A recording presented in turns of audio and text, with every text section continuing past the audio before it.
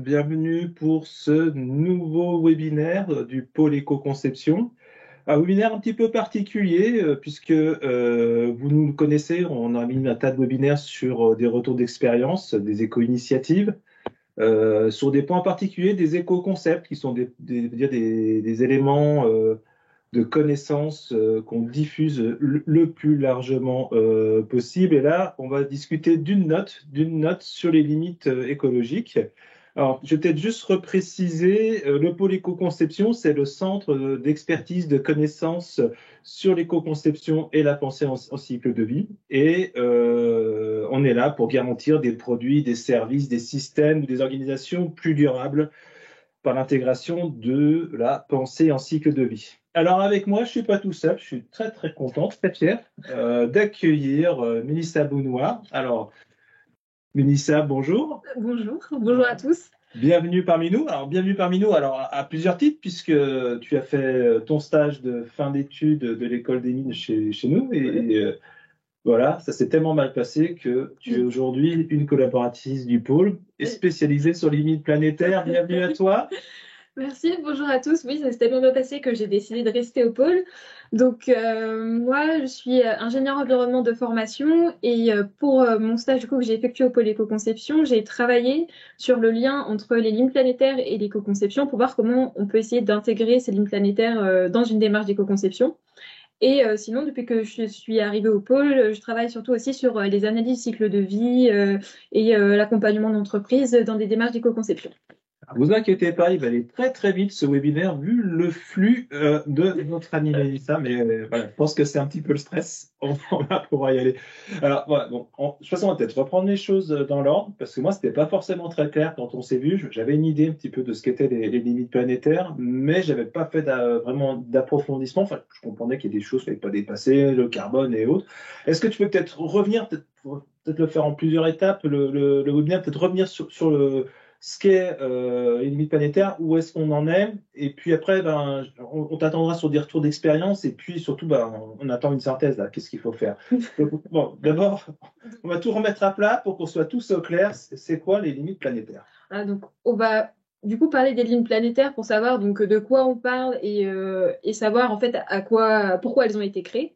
Donc en fait, les limites planétaires, donc c'est un concept qui est né en 2009 par les chercheurs donc, du Stockholm Resilience Center, mené par Johan Rockström.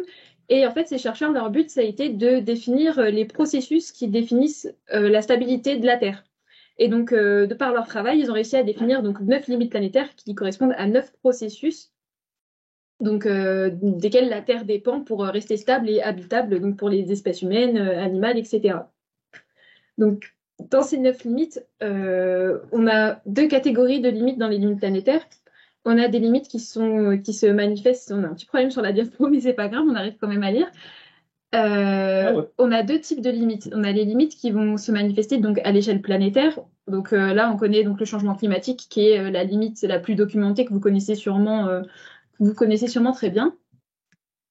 On a aussi la limite de l'appauvrissement de l'ozone stratosphérique, où on avait eu du coup des protocoles à l'échelle internationale pour essayer du coup de résorber le trou de la couche d'ozone.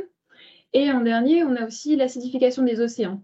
Alors, ce qui est bien en fait avec ces trois limites à l'échelle planétaire, enfin, ce qui est bien, c'est qu'ici, on peut bien représenter le lien qui existe entre chaque limite planétaire, parce qu'en fait, elles sont tous plus ou moins interconnectées les unes avec les autres. Je m'explique. Le changement climatique, ce qui va participer au changement climatique, on le sait, c'est les émissions de gaz à effet de serre. Dans ces gaz à effet de serre, on connaît du coup le CO2.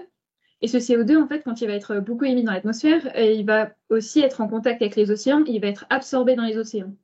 Et quand il va être absorbé, en fait, ça va participer à l'acidification, parce que quand il va passer de l'état gazeux à l'état donc dissous dans les océans, ça va augmenter l'acidification, ce qui va participer du coup à la dégradation des coraux et qui va participer aussi à qui va empêcher, par exemple, les coquilles, les coquillages de se former, donc une atteinte à la biodiversité. Donc ça, c'est pour les limites à l'échelle planétaire. Et on a un autre type de limites qui sont celles qui vont se manifester en fait à une échelle plutôt locale, voire régionale. Et donc ces limites-là, elles sont liées aussi donc aux limites à l'échelle planétaire parce que le dépassement d'une limite à l'échelle planétaire va aussi aggraver, on va dire, l'état d'un processus à une échelle locale. Donc, dans ces processus plus localisés, on retrouve l'intégrité de la biosphère, donc là qui va se mesurer en fonction de la diversité génétique dans les espèces et la diversité fonctionnelle.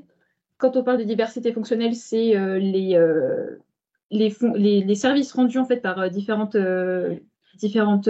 espèces. Par exemple, on va avoir plusieurs espèces qui vont participer à la pollinisation. Du coup, c'est ça qu'on veut dire dans la diversité fonctionnelle. On a changement d'usage des sols avec la déforestation. L'utilisation de l'eau douce avec la perturbation des cycles de l'eau bleue qui représente l'eau qu'on va retrouver dans les rivières, l'eau qu'on va retrouver aussi dans les nappes phréatiques, et les perturbations des cycles de l'eau verte qui représentent l'eau qui va être contenue en fait, dans les végétaux, dans les sols, dans les plantes, etc. Ensuite, la perturbation des cycles de l'azote et du phosphore, qui est notamment perturbée par en fait, l'ajout d'engrais dans les sols ou pour l'agriculture, etc. Et en dernier, donc l'introduction d'entités nouvelles dans la biosphère. Là, on va parler de tout ce qui est donc de nouvelles entités qui vont être introduites dans la nature, mais sans test préalable. Donc qui va participer du coup à un dérèglement de la biosphère. Et en dernier, l'augmentation des aérosols dans l'atmosphère, qui là va concerner en fait tout ce qui est donc microparticules en suspension, qui va donc participer à la dégradation de la qualité de l'air et de la santé humaine. Donc ça, c'est pour nos deux grandes catégories de limites planétaires. Et donc, après avoir défini tous ces processus qui régissent en fait la stabilité du système Terre, on va essayer du coup de les quantifier. On a nos processus, mais il faut savoir où est-ce qu'on se situe pour savoir est-ce qu'on a dépassé ou pas. Et ce qu'il faut savoir, en fait, c'est que la planète Terre, c'est comme un ressort. Vous savez, quand on a un ressort et qu'on va un peu l'étirer, on va exercer une force dessus et le ressort, il va revenir à sa place initiale. Et quand on va trop tirer dessus, le ressort, il va se déformer et on ne pourra pas retourner à l'état qu'on connaissait avant. Et la Terre, c'est pareil, en fait. Quand on va trop perturber ces équilibres pour les 9 processus qu'on a nommés avant, on va forcément atteindre un stade où, en fait, on va tellement dérégler le processus que la Terre ne pourra pas revenir en l'état qu'on connaissait, qui était propice à la vie humaine, sans catastrophe naturelle, etc.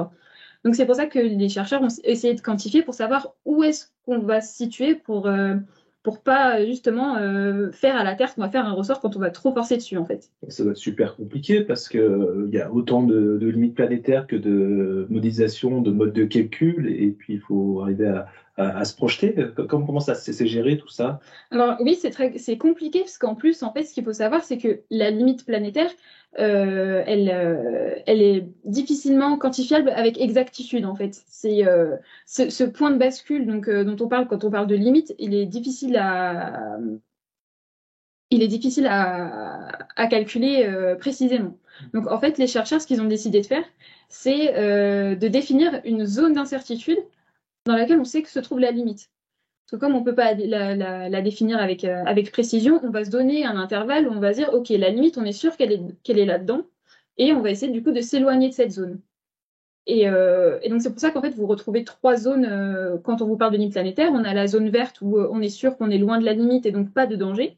On a la zone d'incertitude que vous voyez en jaune sur le schéma où on sait que la limite, où on sait que ça commence à être dangereux parce qu'on va se rapprocher de la limite. Et le rouge, c'est là où on est sûr qu'on a dépassé la limite. Même si on ne sait pas la définir avec exactitude, on sait qu'on l'a dépassée, donc ça sent pas bon, quoi. Et du coup, c'est grâce à ce schéma qu'on voit la notion de frontière planétaire. En fait, la frontière planétaire, c'est donc voilà, la limite, on a du mal à la quantifier, mais avec le principe de précaution, on définit une frontière planétaire pour nous dire, OK, on va se tenir éloigné de la limite en se tenant éloigné en respectant la frontière. C'est pas de gestion de risque finalement. Voilà. C'est pour être sûr qu'on ne va pas se mettre dans une situation très défavorable pour l'espèce humaine et pour la biosphère. Et ce qu'il faut savoir aussi, c'est que c'est d'autant plus important parce que quand on va se rapprocher de la limite, même si on ne va pas la dépasser, rien qu'en se rapprochant de la limite, on va aussi avoir des effets de dérèglement. On le voit bien aujourd'hui qu'on a du coup des phénomènes de catastrophes naturelles qui vont devenir de plus en plus fréquents et ça va augmenter de façon exponentielle quand on va se rapprocher de la limite. Donc c'est aussi un autre intérêt de pourquoi il faut respecter les frontières et qu'il y a cette nuance entre frontières et limites. Voilà pour ces notions de quantification. Et du coup, pour la présentation de limites planétaires, on voulait finir sur en fait où est-ce qu'on en est niveau limite. Alors là, ce que vous voyez, c'est le cadre des limites planétaires avant les dernières modifications qu'on a eues courant mai 2023. avec le dépassement. Et donc, elles ont un peu changé aussi du coup au courant d'année, mais on s'est basé sur ce cadre-là, en tout cas pour l'étude qu'on a menée au pôle. Ça me semble clair. Il y a des gens qui ont beaucoup aimé l'analogie Eurosec. Au moins, on la comprend bien. Et ça remet en perspective. C'est toujours un peu mieux que le rouge, le vert et le jaune. Ça nous semble bien plus clair. Alors, merci pour ces éléments. Alors, on avait, nous, enfin, c'est la position qu'on prend au pôle éco-conception, vous l'avez compris, nous, on travaille sur le développement des offres, produits et services. Et aussi sur comment intégrer l'environnement dans les organisations avec la pensée en cycle de vie. Et donc la question c'est qu'est-ce qu'il fallait, qu'est-ce qu'on pouvait en faire et là on était attendu. Alors il faut bien voir que nous on a différentes visions de ce qu'est l'éco-conception. Alors jusqu'à présent l'éco-conception c'était on va dire faire de la même chose avec moins d'impact sur l'environnement. Et forcément, à un moment donné, on a dû réfléchir à aller plus loin. C'est-à-dire que si on fait que ça, bah, c'est réduire la quantité de plastique dans les bouteilles d'eau. C'est pas remettre en cause les bouteilles d'eau. Et donc, est apparu un certain nombre de choses sur la problématique de modèle économique, de remise en cause du modèle économique. Donc, on n'aura pas le temps de présenter ça vraiment de manière détaillée, mais on retrouve les étapes du cycle de vie, de l'approvisionnement, fabrication, matières premières, jusqu'à la fin de vie et logistique inverse. Et il faut bien comprendre qu'aujourd'hui, on parle plus de produits, mais de systèmes.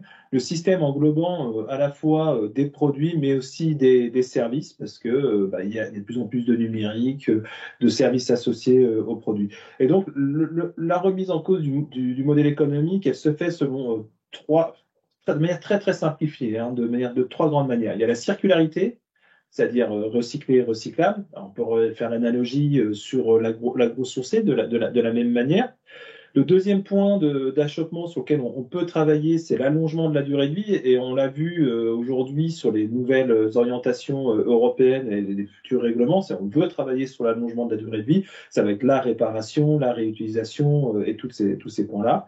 Et puis, le dernier grand modèle économique, c'est ce que nous, on appelle, avec Mélissa, je ne sais pas si c'est partagé par tous, mais c'est l'intensification de l'usage. C'est-à-dire comment un produit, un service peut être partagé, répondre à un système produit-service, à une unité fonctionnelle, un service rendu, jusqu'à éventuellement de l'économie de fonctionnalité.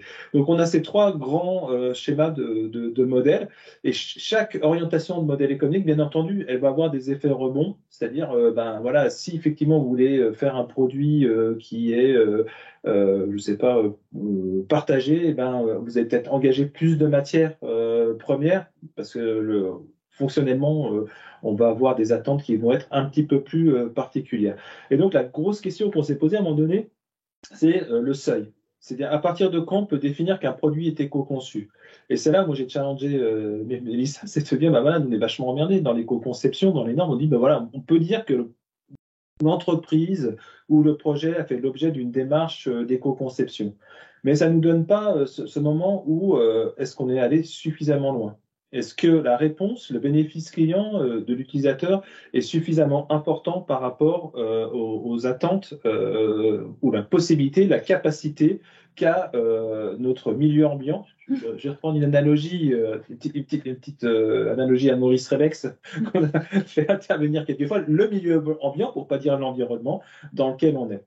Donc voilà un petit peu où on en était avec Mélissa. Alors, j'ai des questions, je vois qu'il y a des questions particulières, on les traitera, Oriane, à la fin, parce qu'on est vraiment sur du spécifique. Je vous propose de continuer, on les oublie pas, hein, vos questions. Et donc, comment on peut travailler là-dessus? Et je le sais, il y a eu une expérimentation qui a été faite dans la période de stage qui nous a permis d'apprendre beaucoup de choses sur un produit textile, voilà, donc sur lequel tu as pu travailler. Et alors, justement, on avait déjà fait un webinaire dans le cadre de Green to Market sur le marketing durable. Je vais vous renvoyer, parce que vous verrez vous aurez beaucoup plus d'informations dessus. Et puis, je me permets aussi, je vous transmettrai sur le chat un petit éco-concept sur le textile, parce qu'on peut déjà faire des choses sans aller jusqu'aux limites planétaires. Mais la question qui t'est posée, voilà, tu as eu un cas d'expérimentation. un textile un petit peu particulier. Donc, est-ce que tu peux nous faire un petit peu le retour d'expérience?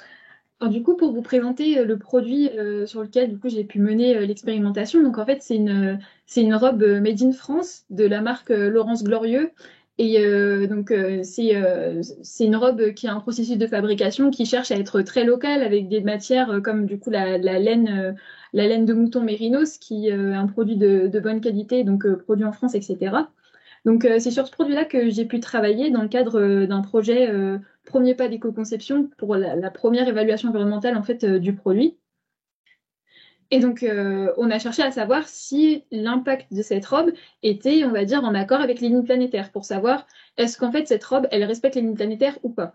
Et là, je sais ce qu'on on va se dire, mais les lignes planétaires, c'est une échelle quand même assez grande, c'est planétaire. Comment est-ce qu'on ramène ça à une robe qu'on va produire en France? C'est pas vraiment la même échelle. Bah justement, en fait, c'est ce que cherche à faire la nouvelle méthode, une nouvelle méthode en fait qui a vu le jour après la publication des lignes planétaires. Et en fait, c'est une méthode qui cherche justement à comparer l'impact d'un produit, l'impact d'un système, à la part que ce système devrait avoir, à l'impact qu'il devrait avoir, l'impact idéal en fait qu'il devrait avoir pour respecter les lignes planétaires. Donc en fait, ça s'appelle la méthode AESA. Donc en français, on va dire que c'est la méthode d'évaluation absolue de la soutenabilité environnementale. Et donc, c'est ce qu'on a cherché à faire ici. Et donc, sur ce schéma, donc, on voit que la première étape, donc, c'est de calculer l'impact réel. Et ça, on l'avait déjà. C'est ce que faisait déjà en fait le pôle éco-conception avec différents outils. On connaît surtout la CV. Donc ça, cette partie-là, c'était la partie la plus simple, on va dire, du travail. Et Juste un point, ACV, l'analyse du cycle de vie. Donc, c'est la cartographie des impacts environnementaux selon une norme, l'ISO 14040 ouais. Et 44, de normes, et voilà, qui permet de faire une comptabilité des impacts environnementaux. Je referme la parenthèse, ça te laisse reprendre ton souffle. Ouais. Donc voilà, donc on a vu l'analyse cycle de vie, qui était donc la partie qu'on a pu avoir donc avec le diagnostic. Les résultats. Et ensuite, comment est-ce qu'on va calculer la part qu'on va attribuer? En fait, comment on calcule le budget qu'on peut allouer à une robe? Comment est-ce qu'on peut savoir combien une robe devrait émettre pour être durable, pour être soutenable, en fait? C'est la question qu'on s'est posée. Et donc, pour ce faire, on s'est basé donc sur la méthode AESA qui consistait à faire une descente d'échelle des lignes planétaires.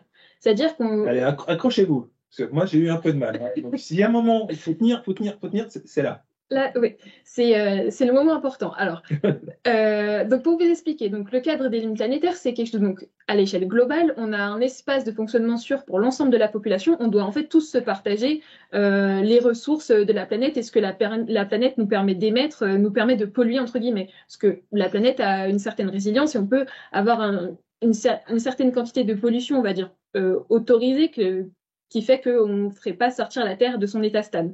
Donc ça, c'est ce qu'on doit tous se partager. Ensuite, pour passer de cette échelle globale à l'échelle personnelle, on va dire, on va du coup se répartir tout cet espace entre chaque personne de la population pour avoir du coup une part égale par personne. Chacun a son budget en fait personnel. Voilà, je peux émettre dans une certaine quantité, un certain niveau de pression pour chaque catégorie de limite planétaire. Et quand on a obtenu du coup cette part personnelle, on s'est dit, ok, on a une part personnelle par personne, donc que j'ai le droit de me répartir, mais je la répartis entre quoi? Parce que j'ai plusieurs besoins en fait. J'ai le besoin de me nourrir, j'ai le besoin de me déplacer, j'ai le besoin de me vêtir. Donc là, pour la robe, c'était le besoin de se vêtir.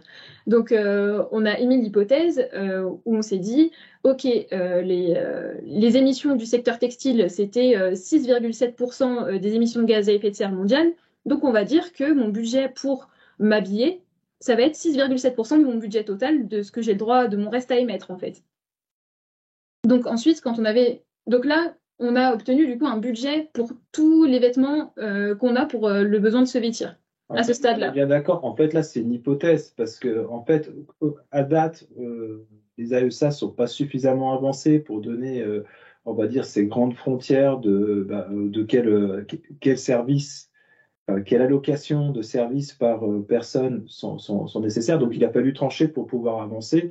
Et donc, tu as pris les éléments qui étaient les plus fondés et disponibles pour en faire l'hypothèse. Bien entendu, tout ça, ça peut être aussi spatialisé dans le temps et dans l'espace, parce que le besoin de se vêtir selon où on habite sur la planète, il n'est pas tout à fait même. Donc, Voilà, donc mais par contre, il a fallu, je me souviens, dans l'étude avancée, et donc on a dû trancher, et c'est Voilà. comme ça que ça a été fait. Il a fallu faire des choix parce que c'est vrai qu'on peut aussi répartir en fonction de l'utilité du produit, par exemple, ou par exemple aussi du bonheur qu'il peut apporter aux personnes. Donc, ça, c'était pas des principes qu'on a pu appliquer. Nous, on s'est dit qu'on allait appliquer une répartition, on allait appliquer la même répartition qu'on connaissait déjà, donc ici celle des émissions de gaz à effet de serre.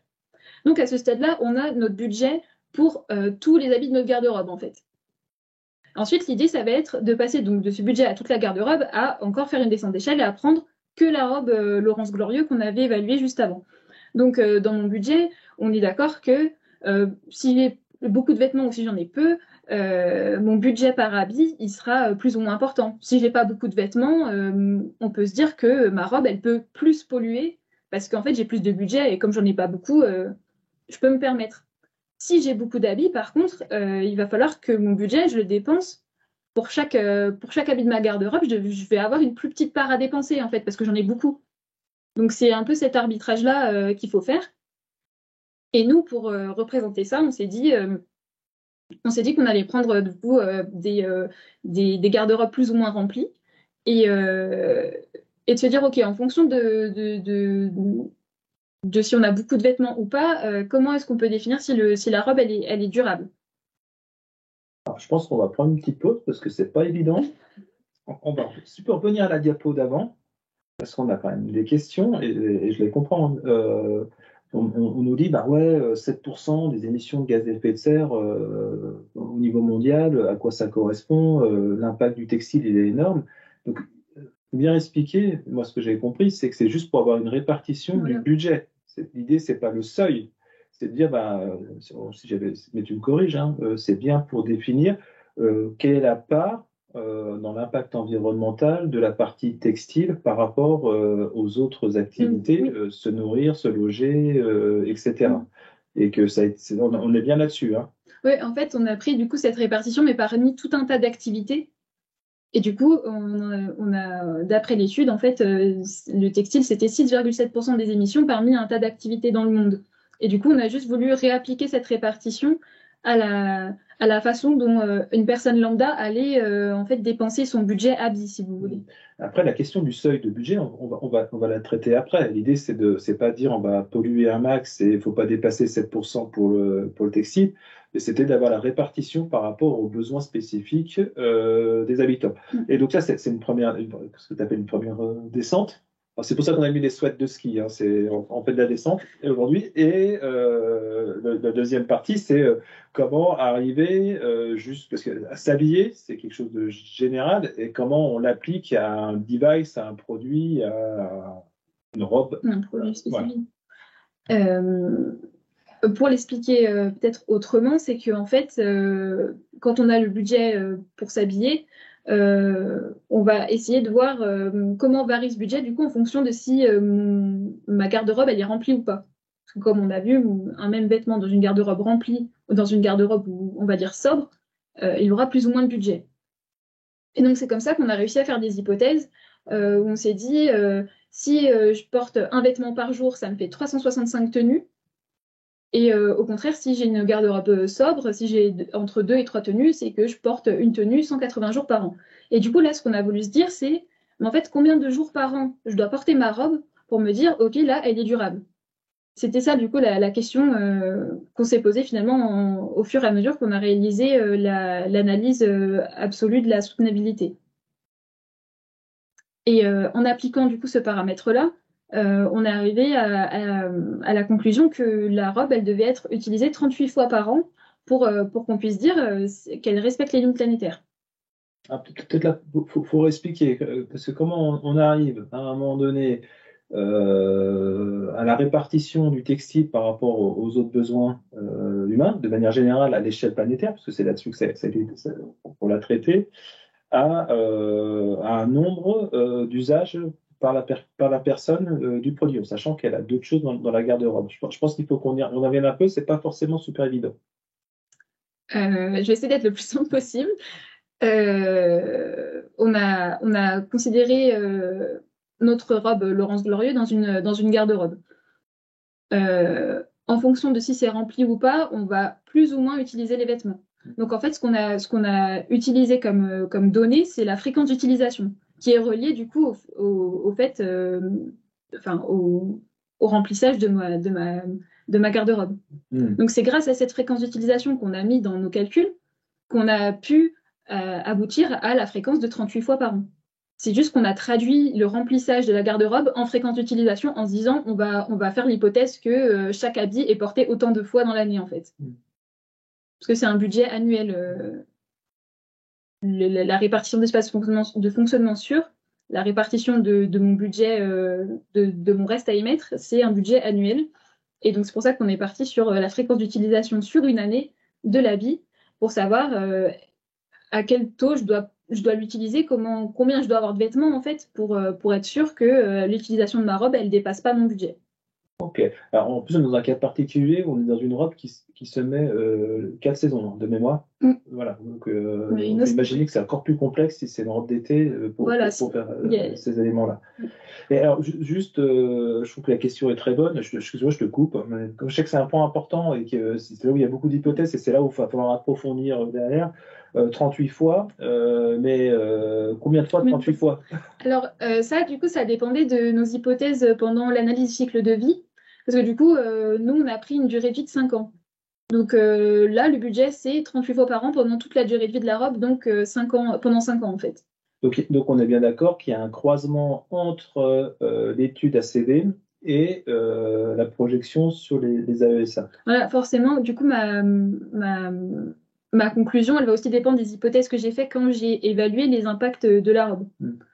Ou par exemple, les conclusions, elles peuvent être différentes. Par exemple, on peut dire c'est 38 fois par an, ou on peut avoir un objectif de se dire ma robe, je veux la porter 50 fois, ou je veux la porter 10 fois par an. Alors, pour pouvoir la porter X fois sans dépasser les limites planétaires, je dois faire un effort sur les impacts de ma robe.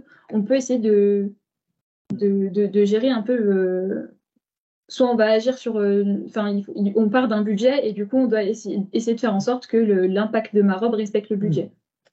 Je te propose de continuer, parce qu'on y reviendra, parce que c'est sur les limites de l'étude et ce qu'il faut approfondir. Hein, c'était un test. Et je rappelle, parce que je vois encore des questions, que dans notre cas précis, c'est une robe 4 saisons. Hein. Alors, si on peut descendre l'ensemble de l'étude. Hop, du coup, la conclusion. Du coup, pour ce travail-là, donc comme on l'a dit, en fait, cette étude-là, c'est plus une preuve de concept et un test en fonction des données qui sont disponibles et ce qu'on peut faire à notre échelle, en fait. Parce qu'il y a des tas de thèses sur 3 ans qui essayent de faire ce travail de descente d'échelle sur des secteurs spécifiques. Donc là, nous, on a voulu tester, en tout cas, sur un produit. Il faut savoir aussi, du coup, aussi qu'on s'est basé sur les travaux des travaux de recherche de la Commission européenne pour avoir nos facteurs, pour faire nos calculs. Et l'apport du travail, en tout cas, c'est qu'on a réussi à aboutir à des scénarios d'utilisation durable pour la robe qui ne dépendent pas de la personne qui va produire la robe, mais des utilisateurs. Mais ça donne aussi une donnée plus quantitative que de dire il faut porter ces vêtements le plus longtemps possible et les garder le plus longtemps. Voilà pour la conclusion de l'étude. Je te laisse reprendre la main. Ouais, mais en fait, vous l'avez compris, hein, c'est un premier point qu'on partage avec vous. Moi, ce que j'en comprends et le résultat que j'en ai, c'est que il y a tout un tas de méthodes existantes pour ce limite planétaire. Nous, on a fait un choix, c'est de travailler sur la ESA. Alors, la ESA, pourquoi? Parce que c'était ce qui était plus proche peut-être de la CV, puis sur lequel il y avait plus de consensus scientifique, c'est bien ça? Oui, alors en fait, la ESA, il faut savoir qu'on a 2 façons de faire une évaluation absolue de la soutenabilité. Et nous, on a choisi la méthode qui se collait plus à l'ACV, en fait, parce que le pôle fait beaucoup d'ACV, donc c'était celle qu'on pouvait le plus appliquer par rapport aux activités du pôle. Mais il existe plusieurs façons, du coup, de faire une AESA, et nous, on en a choisi une. Qui était la plus compatible en fait.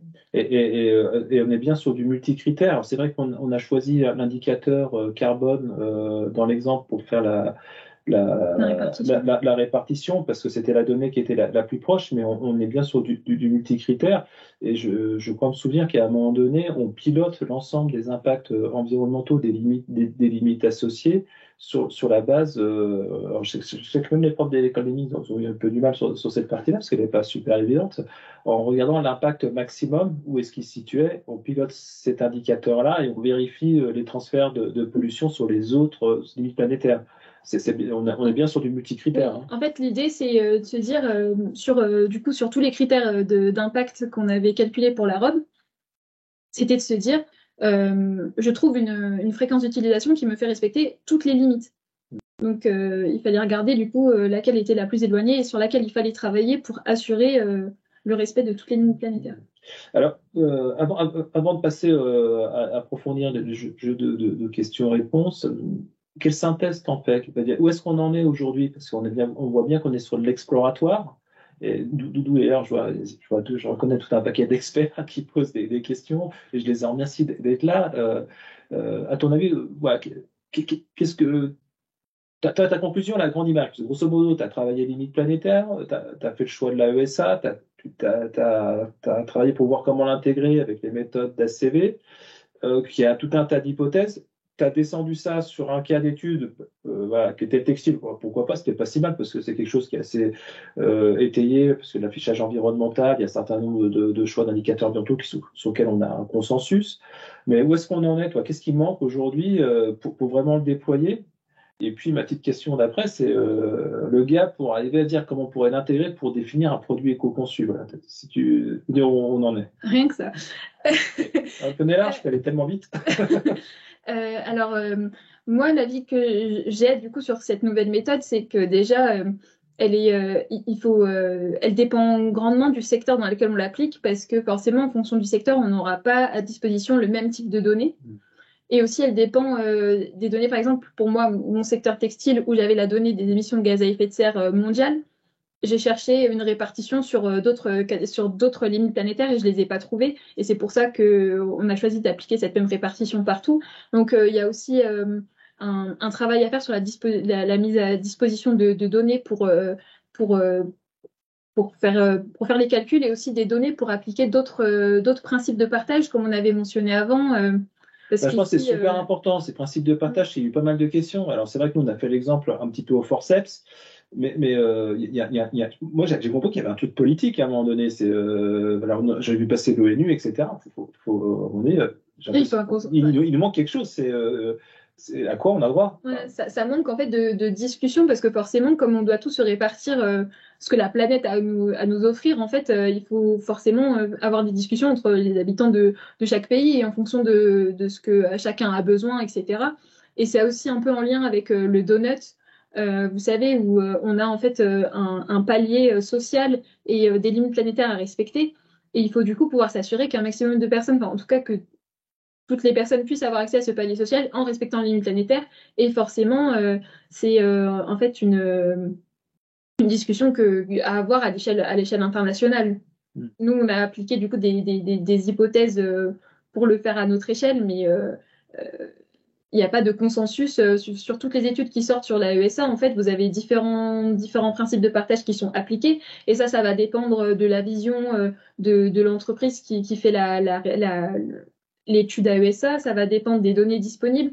Donc, ça permet pas un choix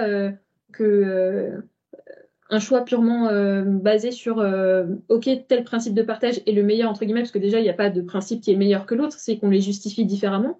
Et en plus, quand on a choisi, qu'on s'est mis d'accord sur un principe à appliquer, il y a le problème du coup de trouver les données pour pouvoir appliquer ce principe.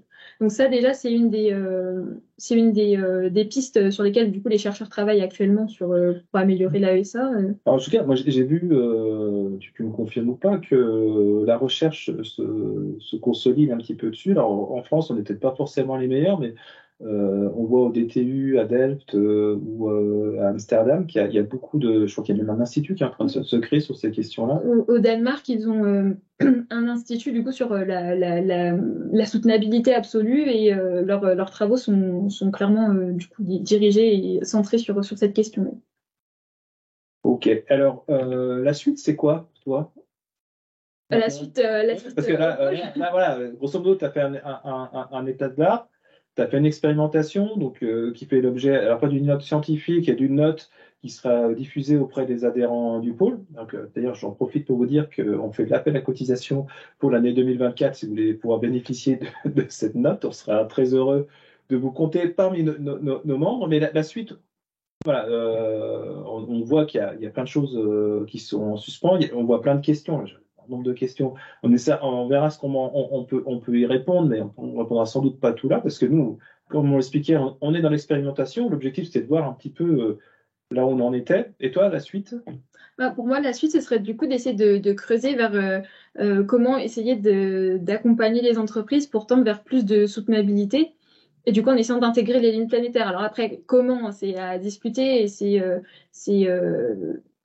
rechercher des partenaires avec lesquels travailler pour essayer du coup d'aller vers des systèmes plus soutenables. Et c'est dans ça en fait que j'aimerais pouvoir faire du coup des recherches et essayer de trouver une méthode en fait qui puisse être appliquée pour que chacun puisse essayer de se challenger en disant ok j'ai fait mieux qu'avant mais ce que j'ai fait c'est assez bien pour garder les lignes planétaires en tête. En tout cas, nous, on a fait le projet de stage avec l'école des mines, puisque toi, tu avais fait à les mines à Lille. Oui. À Lille, ouais, je vais dire à l'Est. Ouais, alors, attention, je me trompe. Je vais vexer. Par contre, le stage, il s'est fait dans le cadre d'un master à l'école de recherche à l'école des mines, et donc avec Natacha Gondran, pour ceux qui connaissent un petit peu les éléments semi-planétaires, c'est un peu la personne voilà, ad hoc au niveau français. Et donc là, nous, le pôle, on va investir. Alors, on va investir sur Mélissa, et vous avez compris. Et on va lancer une thèse. Donc, on va faire un dépôt de thèse actuellement. Donc, on travaille pour monter un groupe de travail avec l'ADEME. Sans doute, on va faire un dépôt de thèse au CIF ou à l'ADEME. Ça va voir un petit peu en fonction. Mais en fait, ce qu'on s'est rendu compte, c'est qu'il y avait beaucoup de choses qui nécessitaient des approfondissements. Vous avez compris comment on alloue les données, comment on fait le lien, même les limites planétaires. Et donc, le projet pour nous, ça va être de transcrire ça dans le déploiement des produits ou des services. Alors, j'ai vu, il y a des questions B2B, B2C, filière. Voilà. Le champ, l'ensemble des questions que vous posez, ça pourrait être une thèse en tant que telle. Donc, on va restreindre à voir quel cadre méthodologique on peut faire.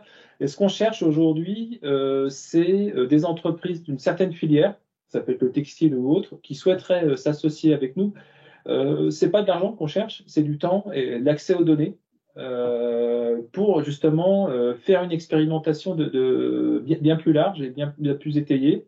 Et voilà. Et donc Mélissa, elle a pour objectif de se connecter au niveau européen avec les chercheurs. Bien entendu, on refera des présentations dans le cadre de la recherche pour aller un petit peu plus loin. Donc voilà, on fera ça dans le cadre d'EcoSD, qui est le réseau des chercheurs français. Je m'excuse, je vois les questions sont tellement précises, voilà, que ça va être compliqué à traiter comme ça. On va quand même les prendre et on va regarder pour vous faire des réponses par courriel quand on a les éléments.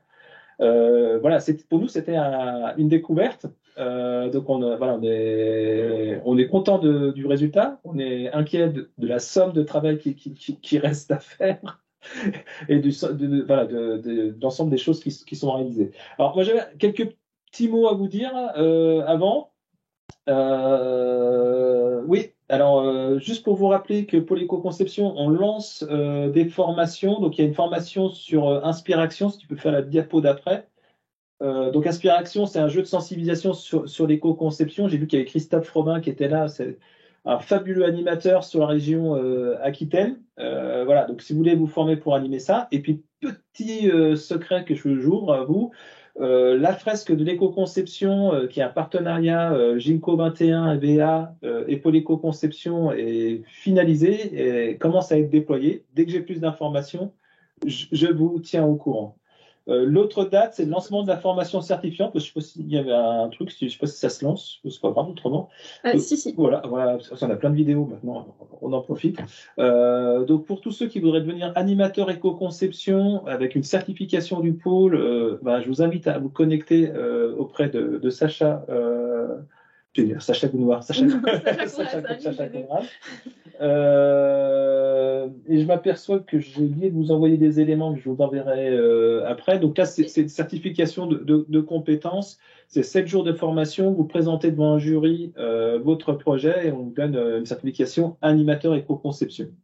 Voilà. Et vous avez un super logo, ça permet de structurer et tout. Donc, ça ne fait pas de vous un expert sur l'éco-conception, mais ça fait de vous quelqu'un qui est capable d'animer l'éco-conception dans votre entreprise. Voilà. Et on voit un certain nombre d'éléments qui sont traités et surtout, là, on vérifie vos compétences et la certification qui arrive après. Voilà. Si on peut continuer. Voilà.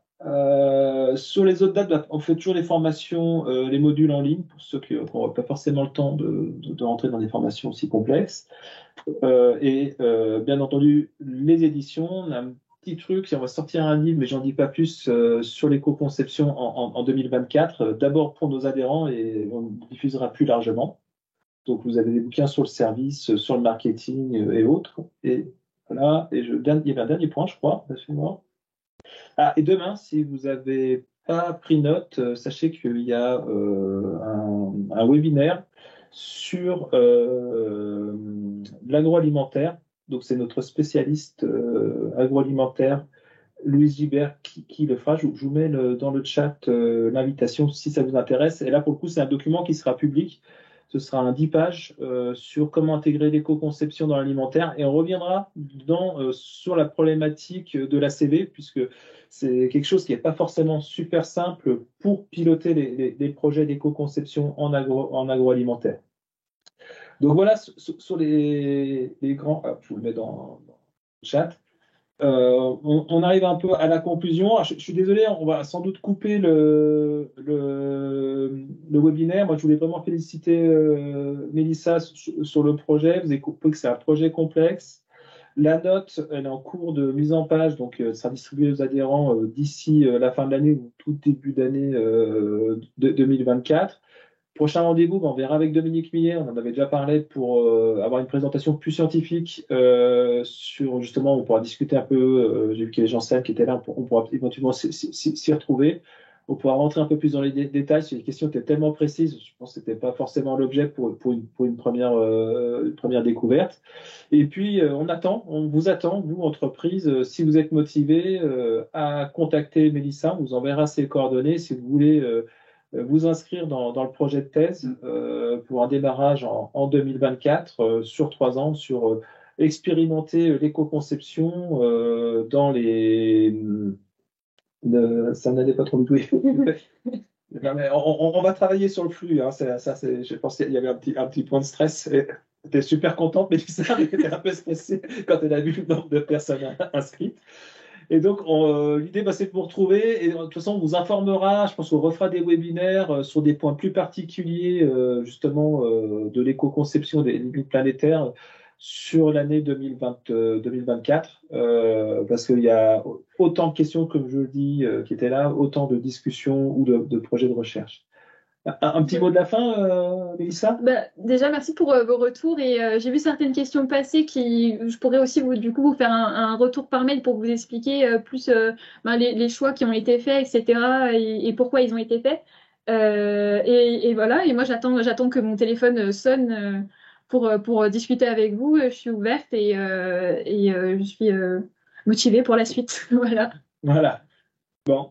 Les applaudissements. Merci à tous. C'est la première fois qu'on finit un webinaire plus tôt, pour plusieurs raisons. Voilà, il y avait tellement de questions que c'est impossible de les traiter.